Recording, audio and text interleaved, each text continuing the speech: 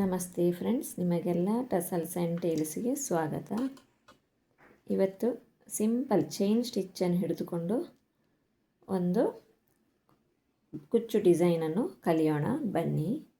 ಇದು ತುಂಬ ಸಿಂಪಲ್ ಆಗಿರ್ತದೆ. ಚೈನ್ ಸ್ಟಿಚ್ ಹಾಕಲಿಕ್ಕೆ ಬಂದರೆ ಆಯಿತು.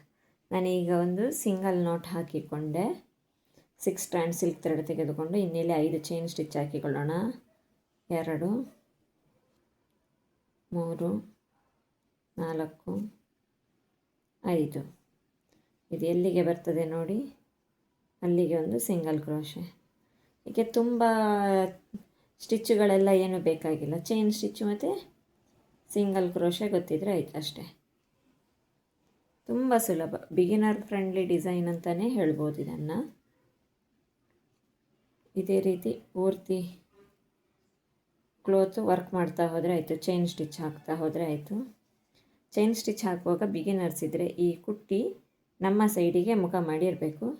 ಈ ರೀತಿಯಲ್ಲಿ ಹೇಳ್ಕೊಂಡ್ರೆ ಆಯಿತು. 1 2 3 4 5. ಇಲ್ಲಿ ಸಿಂಗಲ್ ಕ್ರೋಶೆ ಎಲ್ಲಿಗೆ ಬರ್ತದೆ ನೋಡಿ, ಅಲ್ಲಿಗೆ ಸಿಂಗಲ್ ಕ್ರೋಶೆ. ಈ ರೀತಿಯಲ್ಲಿ ಹಾಕ್ಕೊಂಡು ಹೋದರೆ ಆಯಿತು.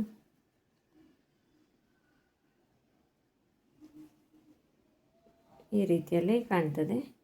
ಇದೇ ರೀತಿ ಪೂರ್ತಿ ಹಾಕ್ಕೊಂಡು ಹೋಗಬೇಕು.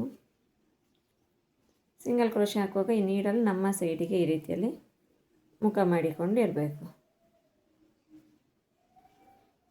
3 4 5. ನಾನಿದು ಪೂರ್ತಿ ಫಿನಿಶ್ ಆದಮೇಲೆ ಯಾವ ರೀತಿ ಕಾಣಿಸ್ತದೆ ಅಂತ ತೋರಿಸ್ತೀನಿ. ಇವಾಗ ಆಲ್ ಓವರ್ ಎಷ್ಟು ವರ್ಕ್ ಆಗಿದೆ. ಈಗಿಲ್ಲಿ ಕೊನೆಯದೊಂದು ಚೈನ್ ಸ್ಟಿಚ್ಚು ಹಾಕಿಬಿಟ್ಟು ಒಂದು ಸಿಂಗಲ್ ಕ್ರೋಶೆ ಹಾಕಿ ನಾಟ್ ಹಾಕಿಕೊಳ್ಳೋಣ. 2 3 4. ಇದೇ ರೀತಿಯಲ್ಲಿ ಮಾಡಿದರೆ ಆಯಿತು. 5. ಇದು ಎಲ್ಲಿಗೆ ಬರ್ತದೆ, ಇಲ್ಲಿ ಒಂದು ಸಿಂಗಲ್ ಕ್ರೋಶೆ ಹಾಕಿಕೊಳ್ಳೋಣ. 2 ಲೂಪನ್ನು ಒಂದು ಮಾಡಿದರೆ ಸಿಂಗಲ್ ಕ್ರೋಶೆ. ಇನ್ನೊಂದು ಚೈನ್ ಸ್ಟಿಚ್ ಹಾಕಿ ಎಕ್ಸ್ಟ್ರಾ ಥ್ರೆಡ್ಡನ್ನೆಲ್ಲ ಕಟ್ ಮಾಡಿಕೊಂಡು ಕುಚ್ಚು ಹೇಗೆ ಹಾಕೋದು ಅಂತ ಹೇಳಿಕೊಡ್ತೀನಿ.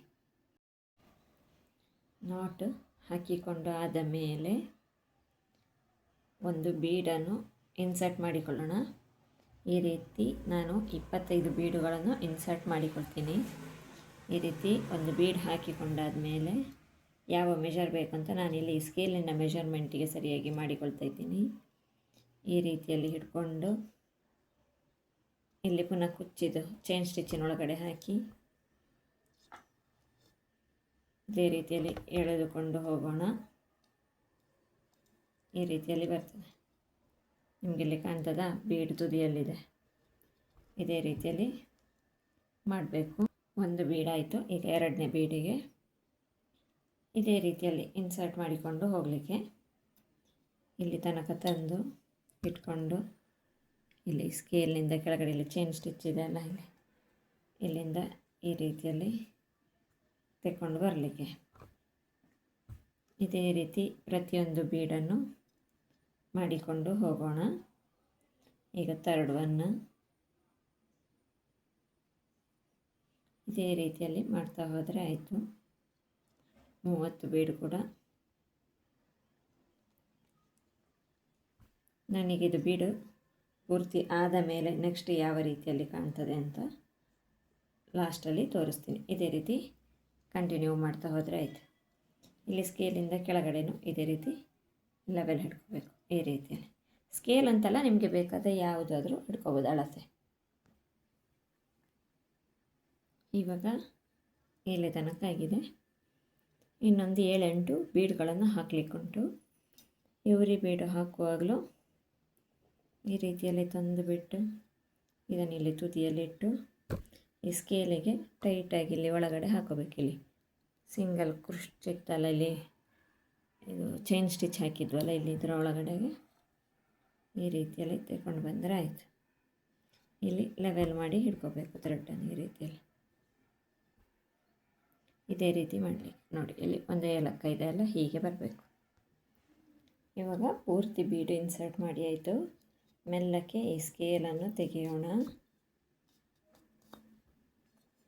ಸ್ಕೇಲ್ ತೆಗೆದುಬಿಟ್ಟು ಬೀಡ್ಗಳೆಲ್ಲ ಒಟ್ಟೊಟ್ಟಿಗೆ ಇದ್ದಾವಲ್ಲ, ಈ ರೀತಿಯಲ್ಲಿ ಇವುಗಳನ್ನೆಲ್ಲ ಇದೇ ರೀತಿ ತುದಿಯಲ್ಲಿ ಇರುವಂತೆಯೇ ನೋಡಿಕೊಂಡು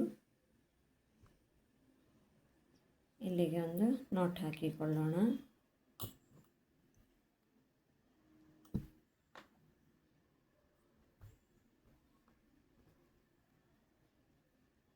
ಬ್ಯಾಕ್ ಸೈಡಲ್ಲಿ ನಾಟ್ ಹಾಕಿದರೆ ಆಯಿತು.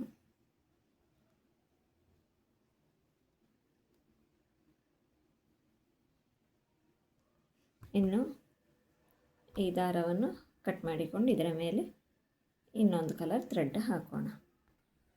ಎಲ್ಲವೂ ತುದಿಯಲ್ಲೇ ಇದ್ದಾವೆ ನೋಡಿ ಬೀಡ್ಸ್ಗಳು. ಇನ್ನು ಇದೇ ರೀತಿಯಲ್ಲಿ ಈ ಕಲರಲ್ಲಿ ಬೇಬಿ ಕುಚ್ಚು ಹಾಕೋಣ.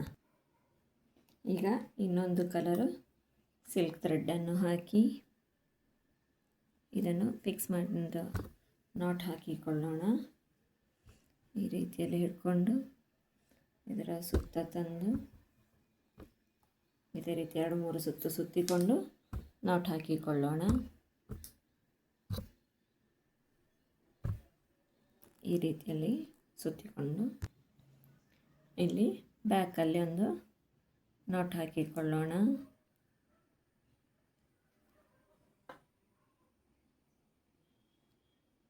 ಒಂದೆರಡು ಸತಿ